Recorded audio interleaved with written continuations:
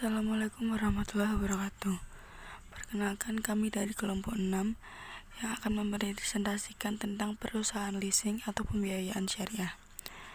Kelompok kami terdiri atas Ika Tia Safitri NIM 411935, lalu ada Farsa Bella NIM 419043, dan Inah Horitatul Bahiyah NIM 411922. Leasing merupakan salah satu cara bagi perusahaan untuk memperoleh aset atau kepemilikan barang modal tanpa harus melalui proses yang panjang. Bagi perusahaan yang mempunyai modal kurang dapat menggunakan leasing untuk membantu perusahaannya dalam menjalankan kegiatannya. Lalu definisi dari pembiayaan syariah itu sendiri yaitu ada dua kategori global leasing, yaitu operating lease dan financial lease. Operating lease merupakan suatu proses menyewa suatu barang untuk mendapatkan hanya manfaat barang yang disewanya, sedangkan barangnya itu sendiri tetap merupakan milik pihak pemberi sewa. Sedangkan yang dimaksud dengan financial lease merupakan suatu bentuk sewa di mana kepemilikan barang tersebut berpindah dari pihak pemberi sewa kepada penyewa.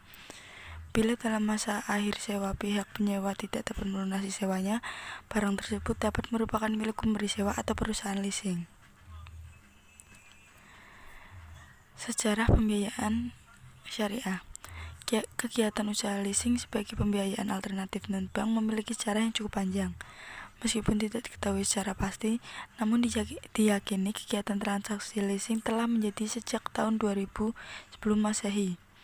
Sesuai dengan dokumen, pada awalnya transaksi leasing dilakukan oleh orang-orang Sumeria yang dimulai dari peralatan pertanian, hak-hak penggunaan tanah dan air, sampai binatang ternak.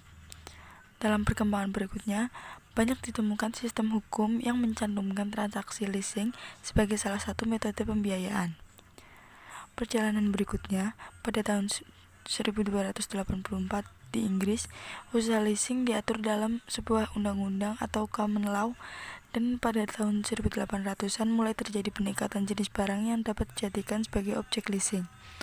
Dalam realitasnya, leasing merupakan suatu akad untuk menyewa sesuatu barang dalam kurun waktu tertentu. Mekanisme kerja leasing. Sistem pembiayaan yang sering digunakan dalam pembiayaan leasing dapat dilihat dari jenis transaksinya, di mana secara garis besar dibagi menjadi dua kategori, yakni financial lease dan operating lease. Adapun dapat dijelaskan sebagaimana berikut ini. Yang pertama ada pembiayaan finance lease, yaitu pembiayaan yang dilakukan oleh lembaga leasing, dalam hal ini sebagai lessor atau sebagai pihak yang membiayai penyediaan barang modal. Yang kedua ada pembiayaan operating lease, yaitu pembiayaan yang dilakukan oleh lessor dengan sengaja membeli barang modal dan kemudian dileaskan atau disewa guna usahakan. Kemudian kriteria pembiayaan Islam tidak terlepas dari tema kerja, produksi barang dan jasa, mengembangkan usaha, tidak bersifat ribawi, dan untuk kemaslahatan bersama. Dalam transaksi itu jelas mengetahui dan menyadari perbedaan barang yang ditukarkan, sekaligus dapat mengukur tambahan yang seimbang. Pada dasarnya, pertukaran atau jual beli dengan counter value yang tidak seimbang adalah juga riba.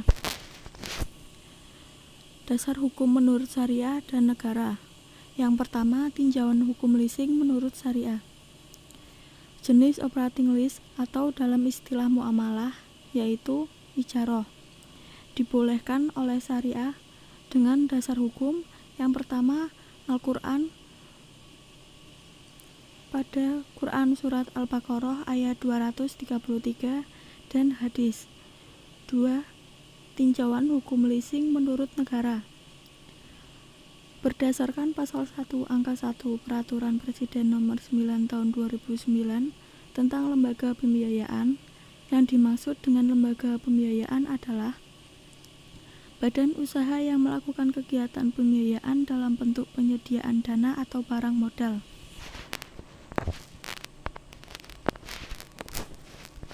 Perbedaan syariah dengan konvensional.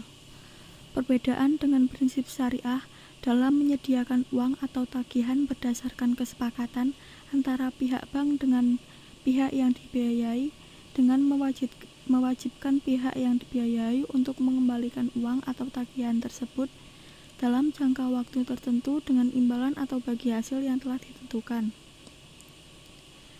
Sedangkan bagi perusahaan leasing